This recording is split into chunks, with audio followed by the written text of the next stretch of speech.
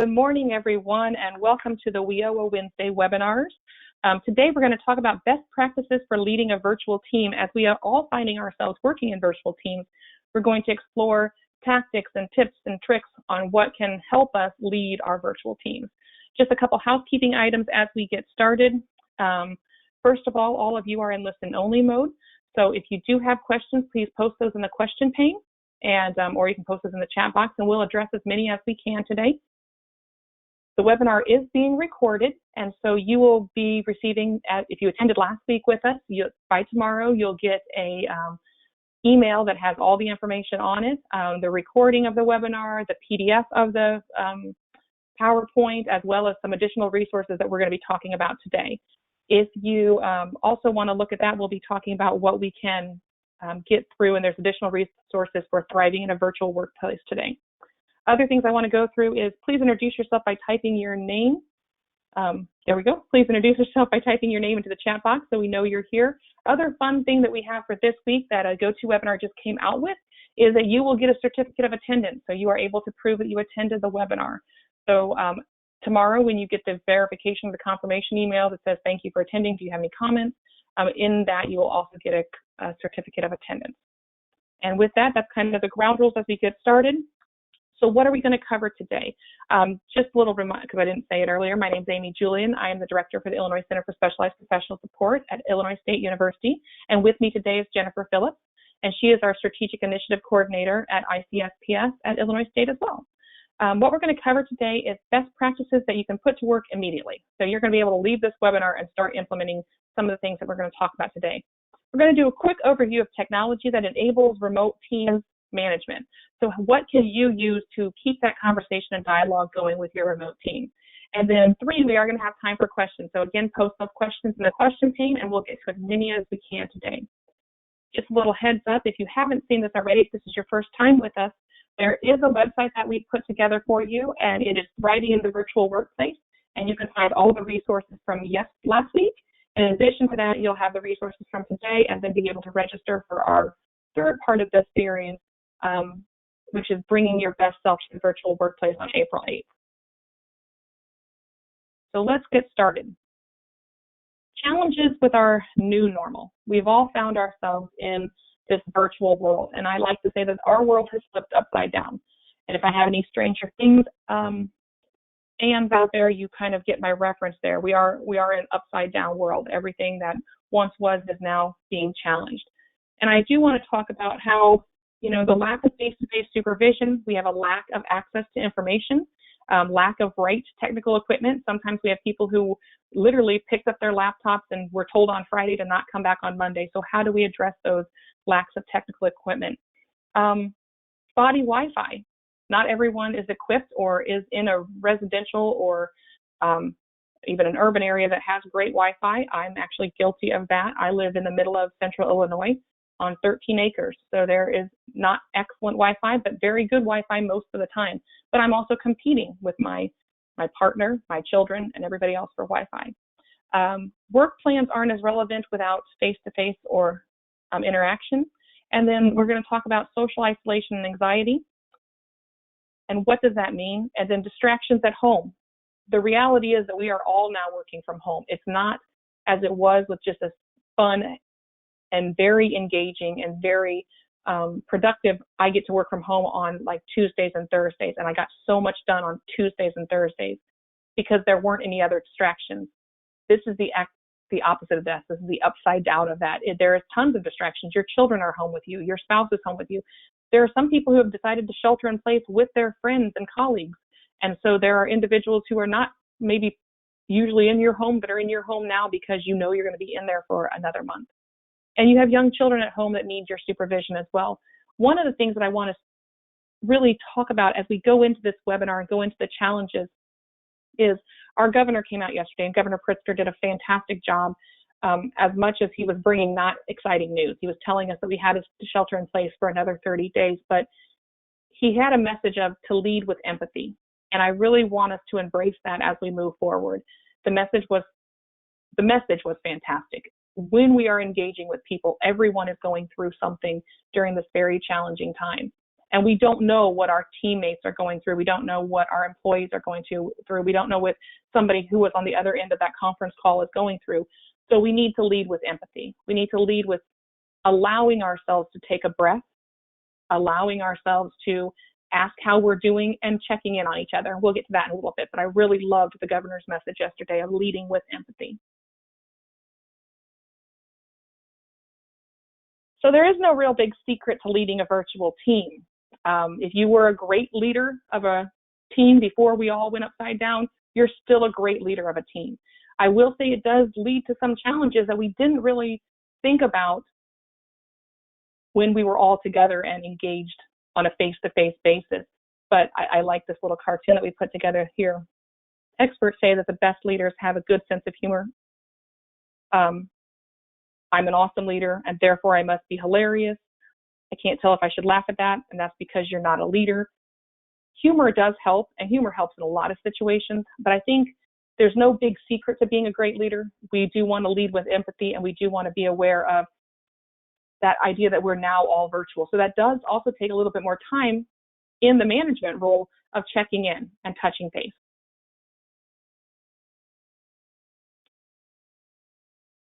So I got a little ahead of myself, but being a great leader is being a great manager. Great management can happen anywhere, and the essence of good management doesn't change when you're working remotely. You want to be setting the tone. You want to be giving clear expectations. You want to be communicating effectively and often, and we're going to talk about what that means. Particular businesses set out parameters for when they have communication with their teams or their virtual teams.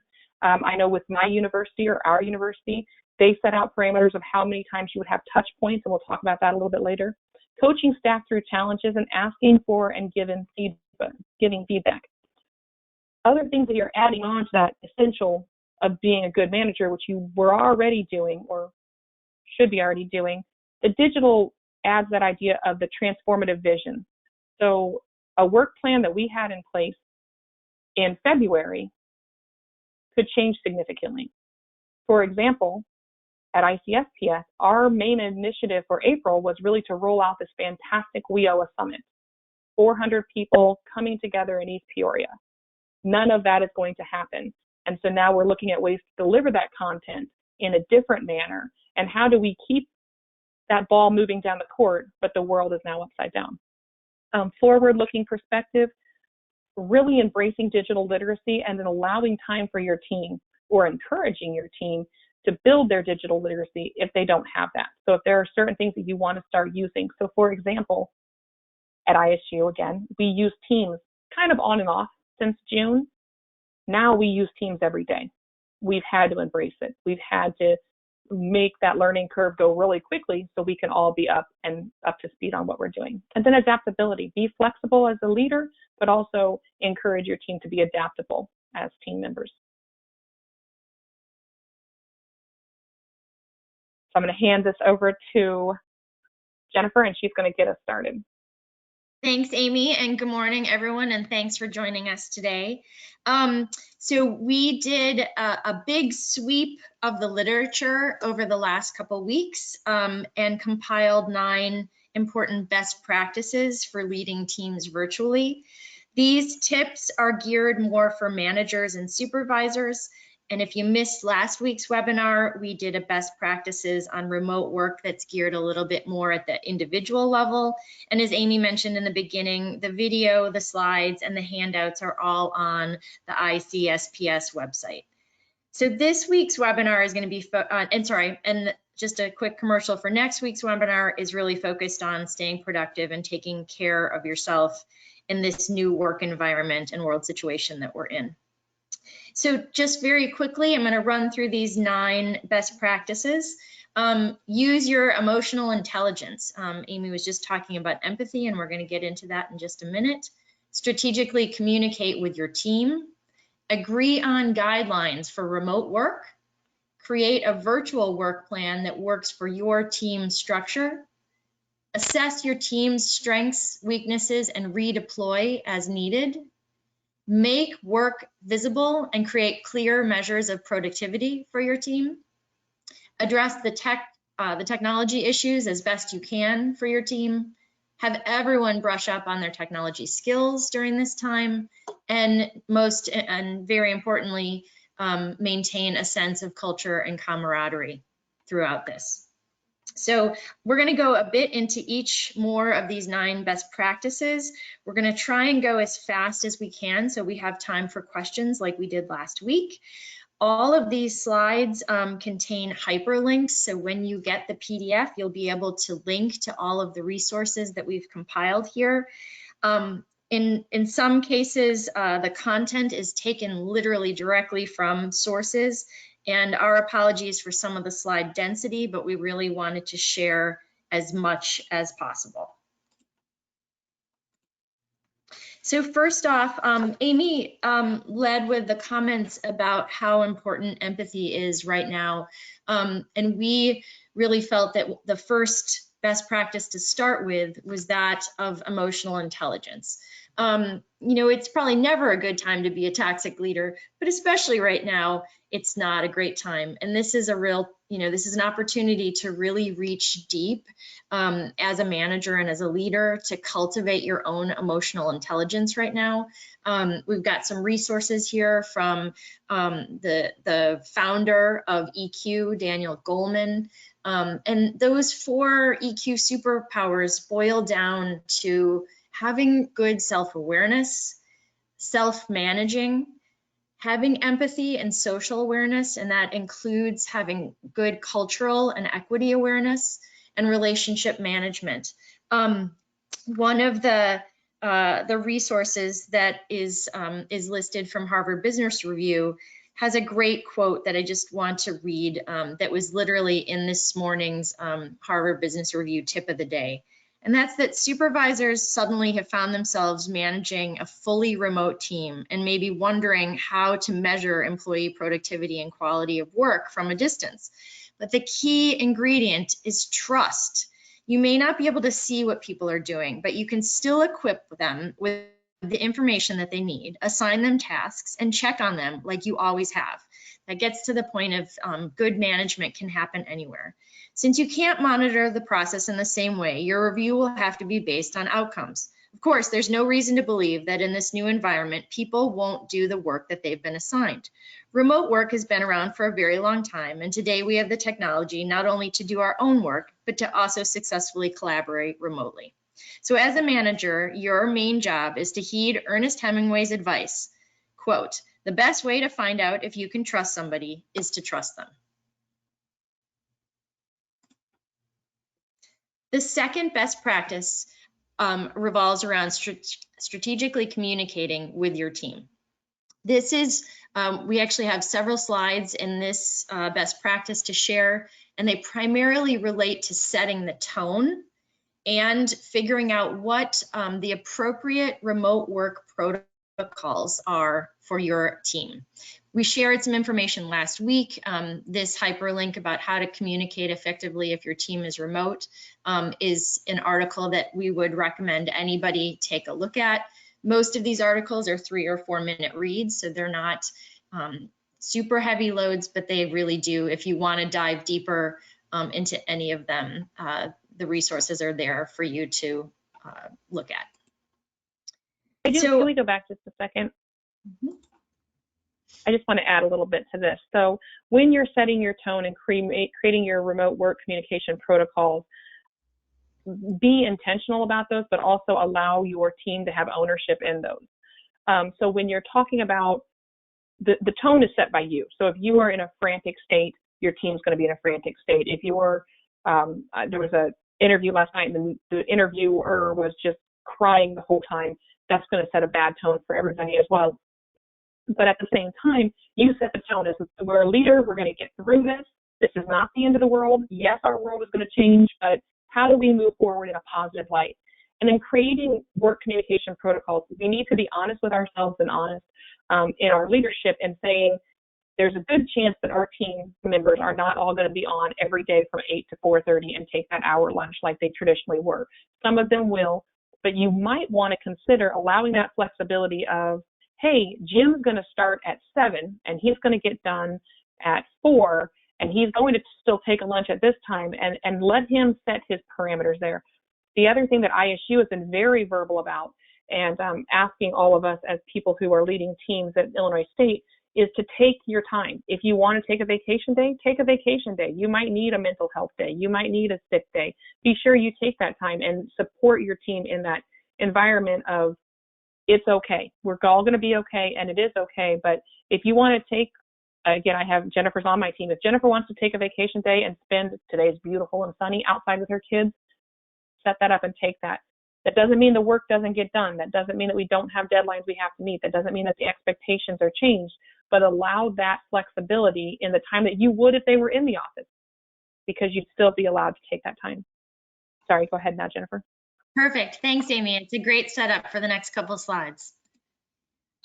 So, as Amy just did as a great leader and manager, and as she referenced Governor Pritzker doing yesterday, being a great manager means you also need to be a great communicator. So this slide is just a little storytelling reminder of how great communication is at the heart of leading people and bringing them along with you in a joint effort. So this is a picture of Joshua Chamberlain. He was a Union Civil War colonel. He was marching through Virginia, his troops, weak and devastated when he got the good news that he was going to get more men. But it turns out that those men were Confederate Army mutineers. And his choices boiled down to two. He could shoot them or he could persuade them. So the photo on the right is probably a little hard to read, but it's a breakdown of his message, and it's a reminder of the structuring your message to bring people along with you. And some of those things that are probably hard to read are that like just as Amy mentioned, I hold the stick, I hold the ultimate stick, but I need you. And our case is just, and we are joined together. The challenge is critical, and I value your support. These are messages where you as a leader can really set the tone. And if that example feels a little out to date, here's a snapshot of a speech that Lou Gerstner, who is the former IBM CEO, gave when IBM acquired Lotus. So this was the speech he gave to those Lotus employees. And the critical message here is that if you're appealing for support of your group, sharing your message and sharing the objectives of your mission is really critical. And that kind of gets to like, what's your message? What's the message that you're sharing with your team? So since we're already in our third week of working remotely, you may have already done many of these things, but if you haven't, this is just a quick reminder to put setting the tone at the forefront of your mind. These are just some great examples from Get Your Virtual Team Off to a Fast Start, and it's an article in Harvard Business Review. And it's, this script, which I'm not going to read, basically follows the Joshua Chamberlain script. It follows the Gerstner script. It's, we're in a different world. We don't know how long it's going to last. I need to find out what you need. How are we going to change our work plans? How are we going to communicate? Those kind of things. But those are choices that you get to make as a leader going forward in the unusual upside down time that we're in right now. So the next couple are still in that best practice of strategically communicating with your team. This is a quick slide that basically is suggesting that you may want to create kind of a team charter or a sort of a rules of engagement for how you want to communicate, what kind of tools you want to use to communicate, and how you're going to be able to do this without being able to just literally walk into your colleague's office or your staff member's office and be able to have that kind of face-to-face time. Taking a pause to think about how to clearly convey communication norms can really make a difference in sort of how smoothly your team is working in this remote space. This is also a great place to use humor because there are a lot of opportunities that seem common sense to us as leaders, to us as managers, and to those individuals who are driven in the field. And then there are also some things that we just want to kind of point out. If you start a Netflix series and you think, oh, I'm just going to watch this on my lunch hour, and you watch more than one show, or you get sucked in, you need to take that time or acknowledge that time. You are at work. It's the same thing if you were sitting at your desk. What is appropriate, what isn't appropriate? And you need to outline those things with your team. If you get called away and you need to help your son with homework and you're going to make those hours up later, or you're going to get that directive done, because the crux of it all is, yes, the world is upside down, and yes, we are all in this together, and yes, there is a lot to do, but there is still things that we have to get done. We have a lot of clients that still need service, and that is actually booming right now. We have a lot of individuals who are just as scared and challenged and struggling with technology as we are. So how do we help them get through this? And so when communicating with your team, again, be empathetic, but also lay those ground rules down. You don't use email to discuss sensitive interpersonal issues. Don't be complaining about coworkers over email, things of that nature. Even though you are not sitting, what you would wheel your chair out into your cube farm to do, don't be doing over email, or maybe do over a different platform that's not your work email, because that's not really effective use of that time. But being sure that you are, again, and that's important as the leadership, setting those goals. What are we going to get done? How are we going to get it done? And then I'm going to be flexible, but I'm still going to hold you accountable. It is a balance, and it's something that you had to work at when you got to see them every day, but you also have to work at now. How many touch points are you going to have with each of your people? Things of that nature. Sorry, I done a lot of research on this, so go ahead, Jennifer. Amy, that's exactly right. And this is where, so you as a manager, instead of waiting to get inundated by emails from your staff and be upset by it, this is your opportunity to be proactive, to give your staff a sense of how you expect the team to be communicating. And I'm circling, this fourth one right here about expected time to respond to requests. This is a pretty simple tip, but when, say those of us who have children underfoot who are trying to do remote learning, and especially anybody that has pre-K or elementary where they may need our time as parents. Well, this is where you can let your staff know, like, hey, I know you need flexibility during the day, but you may be working this evening. Let me know when you can respond. These are the things that, instead of waiting for things to go haywire, just a little bit of upfront proactive thinking can really make a difference. And I'm going to, just in the interest of time, just kind of go through these next ones very rapidly. What this is basically a typology of the remote work communication tools that are at our disposal, right? So these are the types of things. It's email, chat programs, and we're going to get into this in a minute, the video chat and video meeting tools. Voice over internet is one way to use Wi-Fi if people don't want to use their cell plans to be on calls like this, which I know is an issue. The project management tools, we went through those last week, and we'll show the tip sheet in just a minute. And then for those of you that are figuring out how to deliver services right now, there are so many amazing easy platforms to make short videos. If you need to make a short video of how to reach the case managers in your local workforce area, there are ways to do these short videos remotely and have them posted to your websites. So this is just a typology. I just want to add one other thing. We are going to do, from the survey from last week, there was a lot of requests for information on how to contact clients and customers and students. And we're going to have a webinar on those resources, how to use Zoom, how to use the Remind app to assist you in contacting your clients, customers, and students. And in addition to that, as you were saying, I think we should add TikTok and YouTube into that, because that's, if you want those short, nice snippets of video, those would be some nice ways to use TikTok for good and educational purposes, which it can be achieved through both TikTok and YouTube. Just for those of you that don't know, Remind is a text nudging tool, and maybe when we get to that webinar, we'll make sure that those tools have this kind of typology slide. And this slide is not necessarily the typology, but it's really about understanding what's the tool, when to use it, and how to use it, and some, this is what it's best for, some considerations for how to use.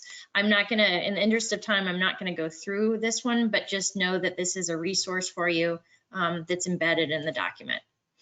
Again, this is something where the content is literally cut and paste from 5 ways to improve your communication in virtual teams. It's from MIT Sloan Management Review.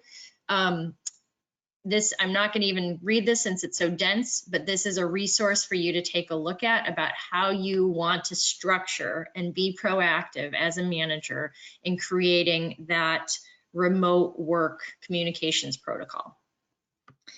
So the third best practice that we want to share is about creating some agreements on guidelines for remote work. You're probably going to notice that some of these best practices sort of overlap and blend into one another, but they're important to pull out because of some of the distinguishing pieces.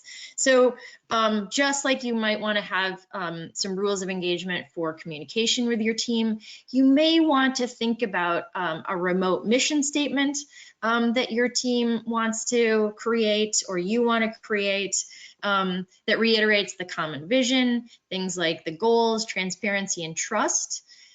Most likely your organizations already have HR policy handbooks in place. You may want to, either with your HR department or within your own team, think about a remote code of conduct so everyone is on the same page. Amy alluded to that just a minute ago, but some of the things that could be in that guidelines for remote work for your team are articulating your values and the mission, figuring out what the touch point meetings look like and how to have those established structured check-ins, and also what frequency makes sense for you as a manager and for your team, how to deal with, how to set the tone for expected behaviors. That's goes right to Amy's comment about, you get sucked into Netflix. Well, you need to let your manager know, like, I took 2 hours out of my day and I'm going to make it up a different time. But some of these things, if you don't articulate them in a proactive way, they could come back and sort of cause problems later. Same thing for unexpected behaviors, how staff can report problems to you right now. Some type of statement about how you're going to take care of each other during this time. It's already happening in terms of people that we know personally that are being affected by COVID and people that are passing away. So thinking about, how you're going to take care of the team and what kind of things you want to say up front. So the fourth best practice is around creating a virtual work plan that works with your team's structure. As Amy alluded to earlier, many of the things that we had on deck to work on are no longer as relevant or applicable, and are being canceled or restructured in different ways. So this is an opportunity to really sit down and work with your team to figure out, do you have a team that's in multiple places, multiple states? Do you have a small team, a large team? The type of team will also require different strategies for how to revise that work plan. We really, just like we did last week, we encourage everybody to focus on what you and your team can do, what can be reprioritized during this time. There may be things that have been in a parking lot that may be more conducive to remote work, or something that's a technology upgrade that you and your team could work on. And then just really creating scenarios and contingencies for immediate term and longer term goals, activities, and outcomes. I do want to say a little bit extra here. All of you are in different places and looking at your team structure that is very different. And I'm going to speak a little bit to mine because that's the one I know the best.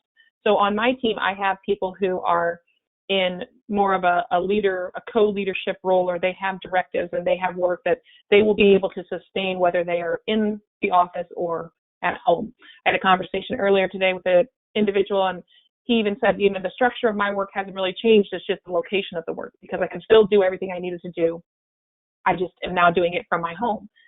That is the case for many of us, but there's a lot of places and a lot of individuals who their primary job was something that had to do with contact with our customers, clients, or students. Their primary job was possibly answering phones or completing registration. So how do you, identify the strengths of those team members and making sure that we're utilizing their strengths, and then also work with them individually to say, what are some upskilling that we can do for you? And when this world does go right side up again, that you'll have those extra skills. You don't want anyone sitting, twiddling their thumbs, to use my grandmother's term, and just not having ample stuff to do. And you also don't want them watching Netflix, you can watch Amazon or whatever, but watching something of that nature, streaming a video during work hours. So how do we focus on, I got ahead of myself again, assessing the strengths and weaknesses, and then also looking at how we can better assist our teams in doing that. You're also going to have the challenge of managing up. So a lot of us are in triage right now. I know a lot of us have either had our programs paused, they're going to be starting up all as virtual, or we're looking at how do we serve our clients, or we have an influx of unemployed coming into our system, wanting assistance, wanting things like that. So some of us are just in triage. We have to live in the moment now. And that's part of your job as a leader, to depend and decide who is in triage and has way too much to do, and how can I help that person by kind of delegating out into the members of my team who possibly didn't have that responsibility before, but maybe need that responsibility now. I understand that unions are an issue in Illinois. I'm not going to get into that, but I do think when you look at your team structure independently, what are those upskilling areas that you have, and what are those areas that, you know, how do you help people manage through this time? Absolutely. And this is where, sorry, I got ahead of ourselves. No, you're right on track. And this is exactly where, you know, revising, and then go back for 1 second, you know, revising a work plan has everything to do with assessing your staff's strengths and weaknesses. And the reason why we used the football like playbook icon here is that the success of a play is only as good as the players and like each player knowing what they're supposed to do to move that ball down the field. And so this is where marrying, like thinking about how to revise a work plan has to be paired with that question that's in the center of the slide. What can I do to make sure that this sudden and quick transition is working for you? This is also a time where we need, as leaders, to be encouraging our colleagues and staffs and even our bosses to be problem analyzers, but also be solution creators, right? So figuring out how you are going to empower your team to come up with the answers to the questions that they have or you have, and really engaging them and asking them how they think you could do the work differently. So Amy alluded to the fact that the center was hosting the WIOA Summit at the end of April, and the entire thing is not about, oh, it's not going to happen. It's how can we make this happen in a different environment, and how can we make sure that the content and the learning is as good as we can make it, but in a different space. So the sixth best practice here is about making the work visible and creating some clear measures of productivity. Just as I was mentioning a couple slides ago, you don't want to get into a situation where you as a manager have let 6 weeks go by and then you're barking at employees to say, well, what have you done? What have you done? This is a time where you can press pause as a leader, spend a little bit of time and think about, like, how can I measure my staff's work in a reasonable, basic, clear, and simple way? So touch points are an excellent example, like using those and figuring out the frequency and the cadence, making sure that your team knows how their performance will be measured and what your expectations are during this time. thinking about the key indicators of success in those job descriptions or responsibilities, and thinking about what the right metrics are.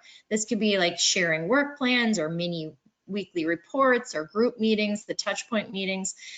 One of my favorite tricks that I shared last week's webinar as someone who's done consulting for 10 years is that I use my calendar to time block, and that time blocking and using your calendar to signal to your colleagues and your employees, whether you're managing up or managing down, is another way to kind of have a metric for the work that you're doing. So for instance, normally we just use our calendars when we have an out of office meeting or we have a phone call. Using your calendars remotely in this time of virtual collaboration, you can signal when you're going to answer emails, when you're going to try and do some phone calls, when you need to write something, and you can use your calendar as a way to do that and ask your staff to do that so that you have their calendars as a dashboard to you about what they're working on. And just the final point here is that the time worked or time logged is not necessarily a very useful measure of work accomplished in this remote environment. And there's some great resources. I highly recommend the 3 links, Fast Company links at the bottom if you want to learn more. This slide, I'm not going to go into in detail, but these are types. This is another typology of the types of meetings and check-ins that you could do during this time. I'm just going to emphasize the last bullet point here about making sure you know when your team is working, but allowing for that flexibility. It is essential for parents who have small kids at home right now that they may be working from 6 in the morning to 8 and taking a break to get breakfast and get kids going, and then coming back and working from 10 to 12 and then a lunch break, and then 12 to who knows what it is. But it's really important to allow that flexibility in thinking about how you're checking in with people. Can I say one more thing about the last slide? Depending on your team and depending on your team structure, depending on your environment, depends on how often you need those touch points. State Farm, for example, have huddles, and I have members of my team who had previously worked at State Farm, and they have morning huddles. So everybody comes together and they have a huddle, and their team moves forward each day. That's great for them. Within my structure, we have weekly meetings with our whole staff, and then I have weekly individual touch points with each of the members of my team. It really depends on what fits your needs. So we're not saying that there's a right or a wrong. We are saying that it's needed. At some point, you do need to be touching base with every member of your team, whether that be through a staff meeting, whether you use Zoom or GoToMeeting or WebEx to really engage with them. But we encourage you to touch point with everybody. You don't have to do it every day, maybe every week. Also, a lot of your institutions are going to be providing guidance on this. Same thing with HR, looking at what your touch points need to look like. How do you need to document those touch points? So look at that and see some guidance from HR on that. And also, I'm going to move into addressing technology issues, because keep in mind that we are all working from home. We were all issued, I'm guessing, laptops. I don't think anybody took their desktop home with them that I'm aware of, but that is still state equipment. And so all of those rules and regulations that pertain to you when you sat in the office still pertain to you in remote work. So be aware as not only the leader, but also make your team aware. And again, that's another place to use humor, that they're not to be shopping and doing all these other things. One of the things that we found, there's a big move, and I know Do It has been overwhelmed with the amount of tech support that they've needed to provide. ISU has worked on encrypting all of our computers. It's encrypting from afar, so when we're doing our updates, they're getting encrypted. But again, that's adding some additional technology aspects to it that we didn't have before. I was actually fortunate because I worked from home one day a week, and so my computer, we've had a few little issues with encrypting, but nothing huge. But keep that in mind, that the individuals who you're managing are still at work when they're using that equipment. I'm just going to take the rest of this. Be mindful of first-time remote workers. It is a challenge for many employees, especially those who are working from home for the first time, to stay close to communication with your remote workers and make sure they have the tools they need. A lot of us left in a hurry from the office, and now we're more on a lockdown status. So did they bring home their earbuds? Did they bring home their big screen? Things of that nature. And if they need those things, do you have mechanisms in place to allow them to know how they can get back into the office to get that information or get those forms of technology? Again, how do they make sure that they have access to what they need to work? Security protocols from your organization. The encryption for me, I got to talk with our IT guy every day for the last 2 weeks in the morning because they had done a BitLocker on my computer, and the only person who received the access key for that was Sam at College of Ed. Now, Sam's a great guy, and we had a standing 7:15 call every morning, which was lovely, but a lot of people don't necessarily want to be doing that. And so looking at your technology and how your technology is being rolled out and that encryption or that BitLocker codes or how whatever we're doing to secure, because now the whole world is upside down. The whole world is now virtual. Looking at downloading software, some of the things that we've talked about, you might have restrictions in your area from using. And if you do, I encourage you not to violate overrides and be sure that you know who the administrator on your machines are. And then asking your staff, what do they need in order to do the work that we're expecting them to do? Do they have what they need? And again, always, and I know we've talked a lot about kids, but there's also oftentimes other individuals in the home as well. There's many reports of people who back in March said, hey, mom and dad, you come stay with us so we can keep an eye on you, so we know where you are, so we know that you're not lonely in your own home. And those things are happening. So there is just a change in the whole way in which all of us are doing and moving through the world. Thanks, Amy. In the interest of time, I'm going to start moving a little faster through some of these slides. Again, they're embedded with lots of links that you can go back to and look at later. But the eighth best practice is about having everybody brush up on their technical skills. This is a really good time to think about how to become more proficient in some of the things that we went over a week ago, and I'm going to run through a few of them in more detail in a second. This is also a time where you could think about different people on your team that could be the person who's delegated to learn the new skill, be the resident expert, and then help teach others, so each one teach one. And again, I mentioned before, like, be a proactive solution finder, not just a problem identifier, and encourage your staff to do the same, especially related to brushing up on their technology skills. Just a few things to share that were shared a week ago. We went into more detail on these 5 essentials for technologies for facilitating remote work. Essentially, they're the office essentials, file sharing platforms, virtual meeting platforms, instant messaging and chat platforms, and broader project management platforms. This tip sheet, this 2-page tip sheet, is on the ICSPS website. It has hyperlinks that you see in blue. Those hyperlinks take you directly to those platforms' tutorial programs. Many of them are video-based. Some are both in English and Spanish, or they're downloadable PDFs so that you can train yourself how to use them. Just another reminder from something that we shared last week. These 5 major corporations have free or low cost access right now.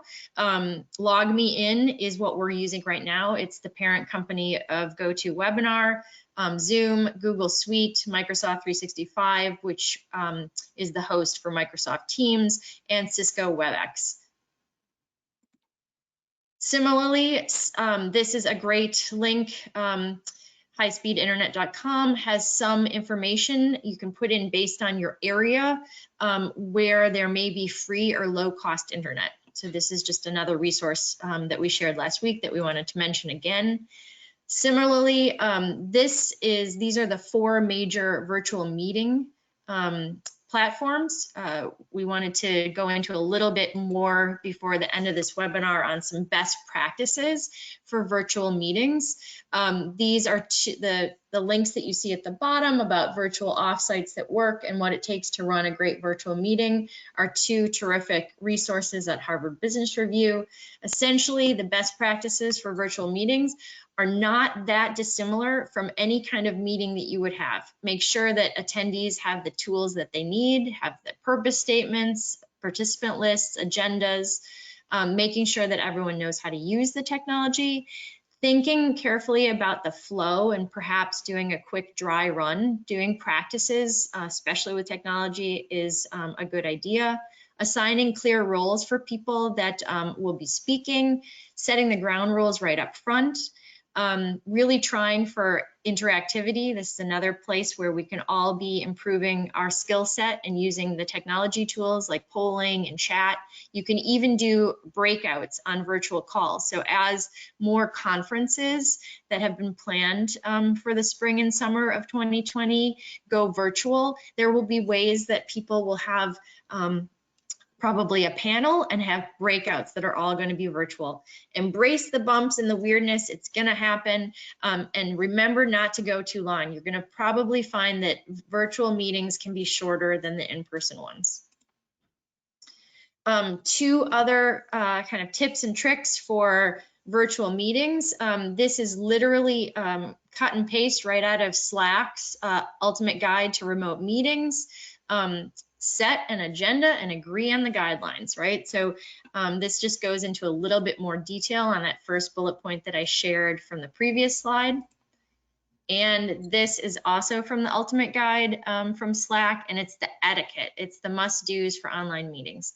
Introduce people when you can, give everyone a chance to contribute, especially if you're on video, don't be doing something else. Try not to interrupt people when they're speaking to the best that you can. Make sure you're testing the technology. Have people come prepared. That's something that should happen for good meetings anyway. But just because we're meeting virtually doesn't mean that you can slack off and sort of not come ready for a meeting. But these are just some etiquette must-dos for virtual meetings. Again, this is content straight out of the New York Times. I think it was just a couple days ago. Some other do's and don'ts, and I am not going to read this in the interest of time, but the hyperlink is here, and these are the basic messages from that article. Same thing for this one. This was a New York Times article about the tech headaches of working from home and how to remedy them. There's some really good pointers here. I highly encourage people to take a look at this link. But most of our common work from home tech issues are the ones that slow down our productivity. It's those internet connections, the low quality of the video calls, the software, and those can lead to, not feeling as productive as you wish you were. If you're having any of those problems, take a look at this article. It has some really interesting ways to kind of work through them. Amy and I are not going to be able to answer detailed in the weeds tech questions, but hopefully you've got some IT people in your organization, or you can do some DIY solution finding through articles like this. The other piece that we wanted to drill down a little deeper than we did last week is on instant messaging. My message last week was don't jump too fast to trying lots of different things or pushing lots of different things out to your staffs before you've kind of figured out what works the best yourself as a leader. The middle bullet point here, rather than starting from scratch with an instant messaging system, you may want to think about what you already have within your organization. For instance, just as Amy mentioned before, none of us really were proficient or using Microsoft Teams. It was kind of like, oh, it's this new thing that's in Office 365, but no one was using it. But we had it. So we are choosing to use Microsoft Teams instead of a different platform like Slack or Jabber, which is the Cisco program. Definitely go back to those ground rules about the communication protocols as we were talking about earlier, and be careful with instant messaging. I'm pretty sure instant messaging is FOIA-able. And same thing for Open Meetings Act and Freedom of Information. especially if you're a state employee or any type of public employee, any of those messages could be FOIA material. And so make sure that you're not too informal, and be careful about messages that people might take the wrong way. So that's the only downside, but instant messaging can really help stem the flow of emails into your inbox. I do feel that I need to say, I encourage you to use humor, but do understand that sarcasm does not translate often in email or in messaging. So be very cautious of using sarcasm. Using humor is one thing. Using sarcasm does bring a whole different level with it, and you want to be sure that you're not being taken as being inconsiderate or not empathetic or a jerk because you're using sarcasm. So just a little note there.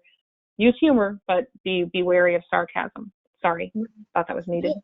Amy, do you want to keep going with the next three that are about maintaining the sense of culture and camaraderie? This is our last best practice. Yes.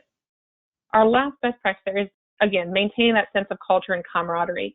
You may need to over-communicate during this time. You may need to have more calls with individuals, more touch points than what you would in a standard office, in the virtual office, and that could be needed.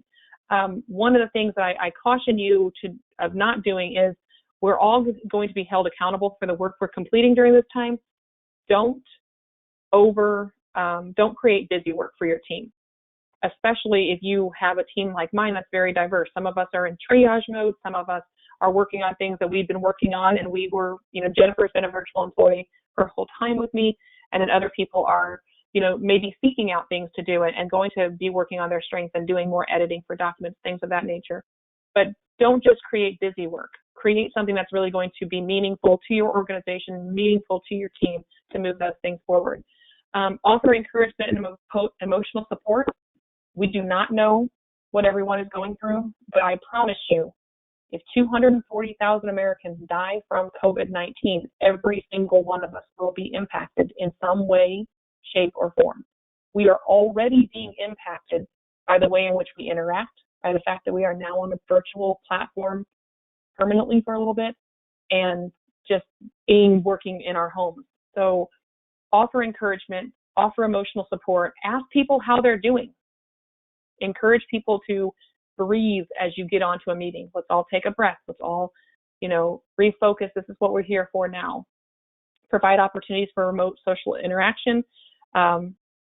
Again, looking at ways you can see each other. I made a point this week that our staff meeting, I wanted to see everybody's face, and then my internet went down, so I had to call in. So that was kind of a faux pas on my part, but it was really good to see people, and that is healthy for all of us.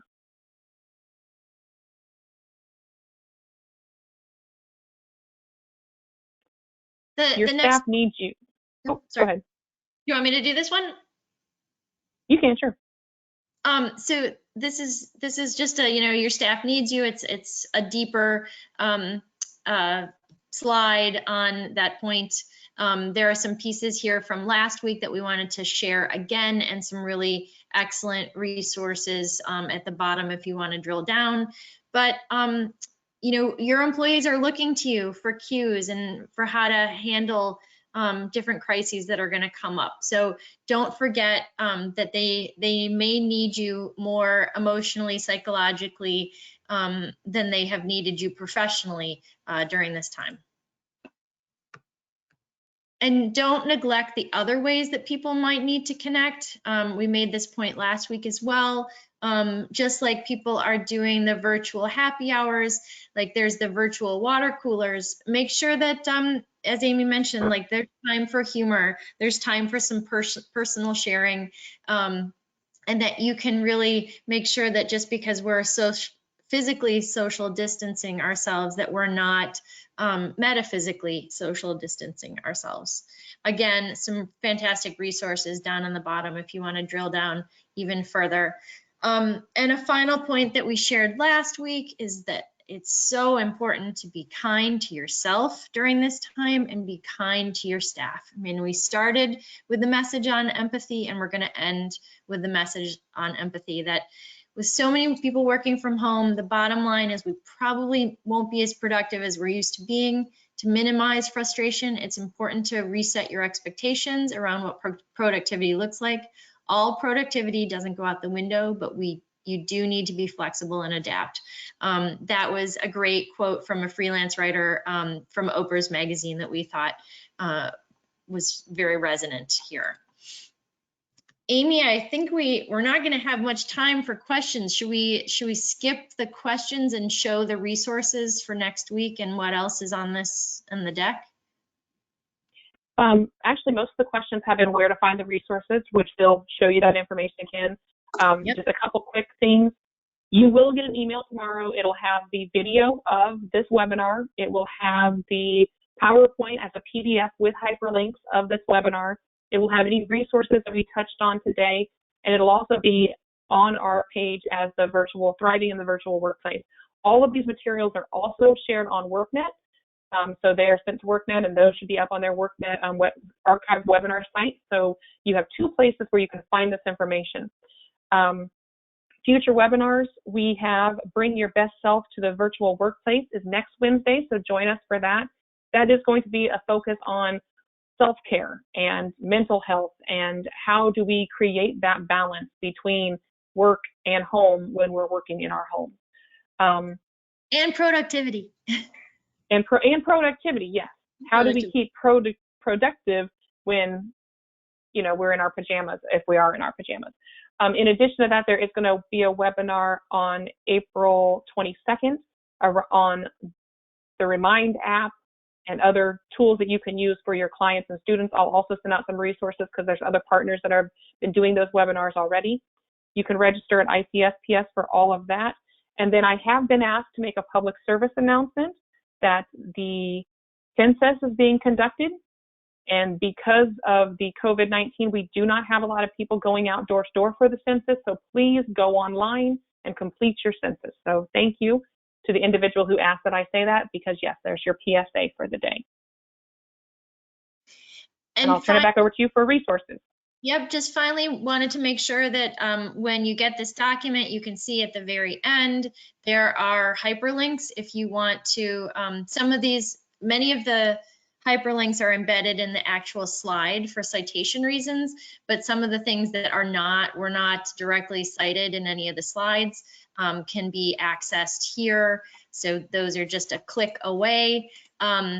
These are some resources if you really want to drill down further. For instance, I mentioned at the beginning, you can sign up at harvardbusinessreview.org and get a daily management tip of the day.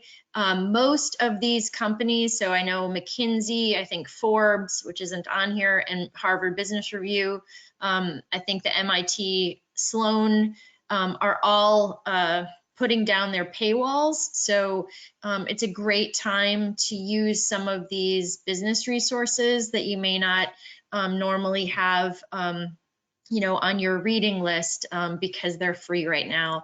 And then I don't know, this might be a fun way to end, but these are two very funny videos, a conference call in real life and a video conference in real life, of all the things that could go wrong. And we thought it was a fun thing to share. We also shared it last week, but if you have 3 minutes and you need a laugh or need a break during the day, these are great links. Amy, I'm going to turn it back to you. Okay, thank you all for your attendance today. We are here to support you. If you do have questions or things that we're not covering that you'd really like to see, I will share out that survey again this week that will come with the materials tomorrow.